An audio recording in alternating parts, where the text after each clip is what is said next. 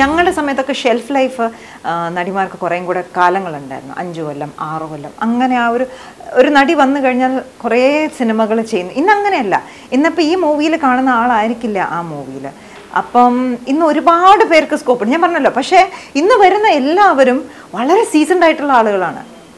വളരെ വളരെ നല്ല രീതിയിലാണ് അവർ പെർഫോം ചെയ്യുന്നത്.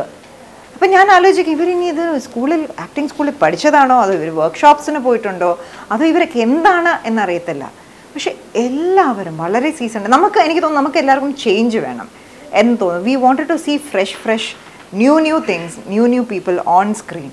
അതുകൊണ്ടായിരിക്കാം ഇപ്പം പഴയ പോലെ. ഇപ്പം ആരോ എന്നോട് പറഞ്ഞു, ഇപ്പം മൂവിയിലേക്കൊക്കെ നമ്മൾ എടുക്കുമ്പോൾ നമുക്കിപ്പം പണ്ടത്തെ പോലെ ഫോട്ടോഷൂട്ടൊന്നും ചെയ്തിട്ടുള്ള ഫോട്ടോസ് അല്ല ഡയറക്ടേഴ്സിന് വേണം. ഒരു സെൽഫി എടുത്തായി if you photogenic you are in. ചിലർ ഹോർഡിങ്ങിൽ കണ്ടിട്ട്, ചില പരസ്യങ്ങളിലെ ഹോർഡിങ്ങിൽ അല്ലെങ്കിൽ ചില കാര്യങ്ങളിലെ ഹോർഡിങ്ങിൽ കണ്ട്, അല്ലെങ്കിൽ ഒരാൾ എൻ്റെ അടുത്ത് പറഞ്ഞു വനിതയുടെ ഏതോ ഒരു പേജ് നോക്കിയപ്പോൾ അകത്തെ ഒരു കോളത്തിൽ ചുമ്മാ എനിക്ക് തോന്നുന്നു പൂ പറിച്ചുകൊണ്ടിരിക്കുന്ന ഒരു കാഷ്വൽ ഒരു ഫോട്ടോ, ആ കുട്ടിയാണ് വേണ്ടത് എന്ന് പറഞ്ഞു. അങ്ങനെ ആ കുട്ടി ഈ സിനിമയിൽ അഭിനയിച്ചിട്ടുണ്ട്. അങ്ങനെയൊക്കെയാണ് ഇപ്പോഴത്തെ കാസ്റ്റിംഗ് നടക്കുന്നത്. നമുക്ക് ആ ഒരു റാങ്കിങ് ഉണ്ടായിരുന്നു, ഇന്നാള് എന്നുള്ള. അന്നൊരു ഹെൽത്തി കോമ്പറ്റീഷൻ ഉണ്ടായിരുന്നു. അന്ന് ഇത്രയും അധികം ആളുകളില്ല. നമ്മളുടെ ഒരു ഇൻഡസ്ട്രി എന്ന് പറഞ്ഞാൽ വീട് പോലെ വളരെ ചുരുക്കമായിരുന്നു നമ്മുടെ ഒരു ഇൻഡസ്ട്രി. ഇപ്പോഴങ്ങനെയല്ല. ഇപ്പം ഇങ്ങനെ നമ്മളിപ്പോൾ എത്രയോ പേര് വഴി പോരും, ചേച്ചി ഞാൻ ആ മൂവിയിൽ വർക്ക് ചെയ്തിട്ടുണ്ട്, ആ മൂവിയുടെ ഇതിൽ വർക്ക് ചെയ്തിട്ടുണ്ട്, അന്ന് ഇവിടെ വന്നപ്പോൾ. അപ്പം ഞാൻ നോക്കുമ്പോൾ നമുക്ക് ഒരുപാട് പേർക്ക് ഈ ഇൻഡസ്ട്രിയിൽ പല രീതിയിൽ മീഡിയ എന്നുള്ള രീതിയിൽ പല രീതിയിൽ അവർ വർക്ക് ചെയ്തിട്ടുണ്ട്. ആൻഡ് ഒന്നൊരു ഹെൽത്തി കോമ്പറ്റീഷൻ ഉണ്ടായിരുന്നു നമുക്കിടയിൽ. പക്ഷെ അത് ഞങ്ങളുടെ ഒരു ഫ്രണ്ട്ഷിപ്പ് എന്നുള്ള രീതിയിൽ അങ്ങനെ അതിനെ എഫക്റ്റ് ചെയ്തിട്ടുണ്ടായിരുന്നില്ല. എന്നാ തിരിച്ചു വരാമെന്ന് എന്നോട് എത്ര പ്രാവശ്യം ഞാൻ പറഞ്ഞു. തിരിച്ചു വരാൻ ഒന്നാമത് ഞാൻ പോയിട്ടില്ല. പിന്നെ ഒരുപാട് സന്തോഷം തോന്നും. കാരണം ഇന്നും കൊച്ചു കുട്ടികൾ കാണുമ്പോഴും എന്നെ മനസ്സിലാവുന്നുണ്ട്. ചിലപ്പോൾ ആ സമയത്ത് അവർ ജനിച്ചിട്ട് പോലുമില്ലേ, എങ്ങനെ എന്നെ മനസ്സിലാവണമെന്ന് എനിക്കറിയില്ല. പക്ഷെ അതൊക്കെ നമുക്ക് ദൈവം തന്നൊരു അനുഗ്രഹമാണ്. അത് എല്ലാവർക്കും ചിലപ്പോൾ നമുക്ക് കിട്ടിയൊരു അനുഗ്രഹമാണ്. നമ്മളെ ആളുകൾ തിരിച്ചറിയുക, ഇന്ന ആള് എന്ന് പറഞ്ഞ് തിരിച്ചറിയുക, നമ്മുടെ അടുത്ത് വന്ന് സംസാരിക്കുക, എന്നാ തിരിച്ചു വരിക. ചിലപ്പം എന്നാ തിരിച്ചു വരിക എന്ന് വെച്ചാൽ നമ്മളെ തിരിച്ചു വരാൻ വേണ്ടി അങ്ങനത്തെ ഒരു റോളുകളൊന്നും ഞാൻ ചെയ്തിട്ടില്ല. ഞാൻ തിരിച്ചു വന്നാലേ മലയാള സിനിമ അങ്ങനെയൊന്നും അല്ല. എനിക്കറിയാം, ഞാൻ വളരെ അങ്ങനെ ചെയ്തു സിനിമകൾ, കുറച്ച് നല്ല സിനിമകൾ ചെയ്തു എന്നല്ലാതെ ഞാൻ എൻ്റെ തിരിച്ചു വരവിനായിട്ട് കാത്തിരിക്കുന്ന ഒരു അതല്ല. പക്ഷെ ആളുകൾ എന്നാ തിരിച്ചു വരിക എന്ന് പറയുമ്പോൾ അവരുടെ നല്ല മനസ്സുകൊണ്ടാണ് പറയുന്നത് എന്നാ തിരിച്ചു വരണേ എന്ന് ചോദിക്കുമ്പോൾ ദൈവമേ ആ ഒരു ഭാഗ്യം എനിക്ക് കിട്ടി. ആളുകൾ അങ്ങനെ ചോദിക്കാനുള്ളൊരു ഭാഗ്യം കിട്ടി എന്നെപ്പോഴും ഞാൻ സന്തോഷിക്കാറുണ്ട്. എന്താണ് എന്നറിയത്തില്ല, എനിക്ക് സത്യം പറഞ്ഞാൽ എന്താണെന്ന് അറിയത്തില്ല. അന്ന് ചിലപ്പോൾ കുറച്ചും കൂടെ അന്നത്തെ ഒരു സിനിമയല്ല ഇന്ന്. എന്തുകൊണ്ടോ അന്ന് നമുക്ക് ഞാൻ അതിനെക്കുറിച്ച് സത്യം പറഞ്ഞാൽ ആലോചിച്ചിട്ടില്ല. പക്ഷേ ഞാൻ പറഞ്ഞല്ലോ, ഞങ്ങളുടെയൊക്കെ ഷെൽഫ് ലൈഫ് കൂടുതലായിരുന്നു. ഞങ്ങളൊക്കെ ഇൻഡസ്ട്രിയിൽ ഉണ്ടായിരുന്ന കാലം 4-5 കൊല്ലമൊക്കെ ഞങ്ങൾ ഉണ്ടായിരുന്നു. അന്നത്തെ ക്യാരക്ടേഴ്സ് ആയിരിക്കാം, അന്ന് അഭിനയിച്ച സിനിമകൾ ആൾക്കാരിൽ എങ്ങനെ റീച്ച് ചെയ്തു, ആ ഒരു ഇതായിരിക്കാം. പിന്നെ ഞങ്ങളുടെ ഞങ്ങൾ കണ്ടിരിക്കുന്നതെന്ന് പറഞ്ഞാൽ ഇപ്പോൾ വീട്ടമ്മമാർ അല്ലെങ്കിൽ അതിൽ അമ്മൂമ്മമാർ അവരൊക്കെയാണ് ഞങ്ങളുടെ സിനിമകൾ. ഇപ്പോഴത്തെ കൊച്ചുകുട്ടികളെക്കാളും അവർക്കാണ് നമ്മളെക്കുറിച്ച് കൂടുതൽ. അപ്പം അവരുടെ മനസ്സിൽ ചിലപ്പോൾ നമ്മൾ ചെയ്ത അന്ന് കൂടുതലും ഫാമിലി ഓറിയൻറ്റഡ് കഥകളായിരുന്നു. ലൈക്ക് യു സെഡ്, ഭാര്യ, ഭർത്താവ്, കുട്ടികൾ, വീട്, പറമ്പ്, അങ്ങനത്തെ കാര്യങ്ങൾ, വീട്ടിൽ നടക്കുന്ന സംഭവം. അപ്പോൾ കുറച്ചും കൂടി റിലേറ്റ് ചെയ്യാൻ പറ്റുന്ന കാര്യങ്ങളായിരിക്കും അവരുമായിട്ട്. അതുകൊണ്ടായിരിക്കാം അവരുടെ ജീവിതത്തോടനുബന്ധിച്ച് കിടക്കുന്ന ചില കാര്യങ്ങൾ നമ്മൾ ചെയ്ത് കാണുമായിരിക്കും. അങ്ങനെയായിരിക്കും അവർക്ക് നമ്മളെ റിലേറ്റ് ചെയ്യാൻ പറ്റുന്നത്. അതുകൊണ്ടായിരിക്കും അവർക്ക് നമ്മളെ കാണുമ്പോൾ അവരുടെ വീട്ടിലെ ഒരു അംഗത്തെ പോലെ നമ്മളെ തോന്നുന്നത്. അതുകൊണ്ടായിരിക്കും എന്ന് ഞങ്ങളുടെ അടുത്തോട്ട് വീണ്ടും വരുന്നു എന്ന് ചോദിക്കുന്നത്. അതുകൊണ്ടായിരിക്കാം, എനിക്കറിയില്ല. അല്ല, അത് നമുക്ക് ഓരോരുത്തരുടെ ഇൻഡിവിജ്വൽ ആയിട്ടുള്ളൊരു നമുക്ക് ആ ഒരു ഇൻഡിവിജ്വൽ ഫ്രീഡം നമ്മൾ എല്ലാവർക്കും കൊടുക്കണം. ഇപ്പം എനിക്കിപ്പം ഇന്ന ആഹാരമാണ് ഇഷ്ടം, എനിക്കിപ്പോൾ കേരള ഫുഡാണ് ഇഷ്ടം എന്ന് പറഞ്ഞു വെച്ചാൽ എൻ്റെ മക്കളെയും എനിക്കത് അടിച്ചേൽപ്പിക്കാൻ പറ്റില്ല. അവർക്ക് ചിലപ്പോൾ ഇഷ്ടം നോർത്ത് ഇന്ത്യൻ ആയിരിക്കും. അപ്പം പലരുടെയും ഇൻട്രസ്റ്റ് വ്യത്യാസമാണ്. അപ്പം എനിക്ക് കുക്ക് ചെയ്യാൻ ഇഷ്ടം കേരള ഫുഡാണെന്ന് പറഞ്ഞു കഴിഞ്ഞാൽ ചിലപ്പം എൻ്റെ അടുത്തിരിക്കുന്ന ആൾക്ക് കോണ്ടിനെൻ്റലായിരിക്കും. പക്ഷേ എന്ന് വെച്ചാൽ അത് ടേസ്റ്റിന് ഡിഫറൻസ് ഇല്ല. ആസ്വദിക്കുന്നവർ പല രീതിയിലുള്ള ആളുകളും അത് ആസ്വദിക്കുന്നവരുണ്ട്.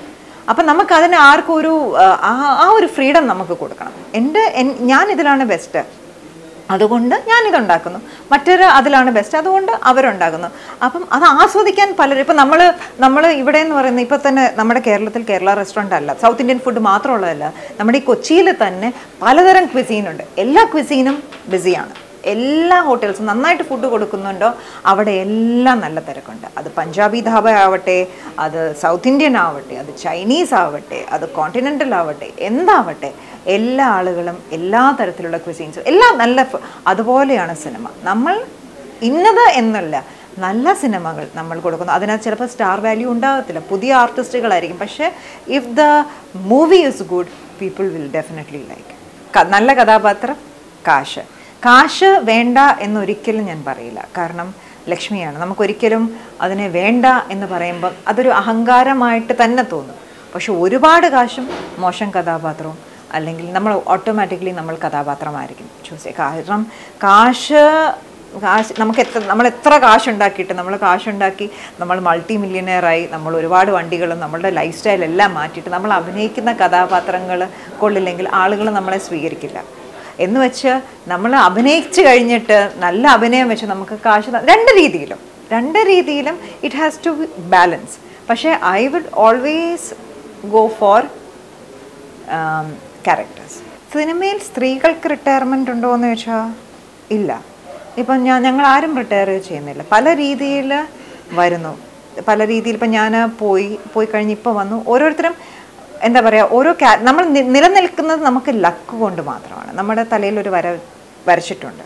അപ്പം എനിക്ക് തോന്നുന്നു നമുക്ക് എന്താ പറയുന്ന ഇന്ന ആൾ നിൽക്കുക, നമുക്കുള്ള ഒരു ലക്ക്, ആ ഒരു ലക്ക് കൊണ്ട് മാത്രമാണ് നമ്മൾ നിൽക്കുന്നത്. ചിലപ്പം നമ്മളെക്കാൾ ടാലൻറ്റഡ് ആയിട്ടുള്ള അല്ലെങ്കിൽ നമ്മളെക്കാൾ എല്ലാത്തിനും അനുയോജ്യമായിട്ടുള്ള അതിനേക്കാൾ നന്നായിട്ടുള്ള ആർട്ടിസ്റ്റുകൾ ഉണ്ടാവുമായിരിക്കും. ചിലപ്പം ആ ഒരു ലക്കിൻ്റെ ഫാക്ടറിലായിരിക്കും ചിലപ്പം അവർ കയറി പോവാതെ ഇരിക്കുന്നത്.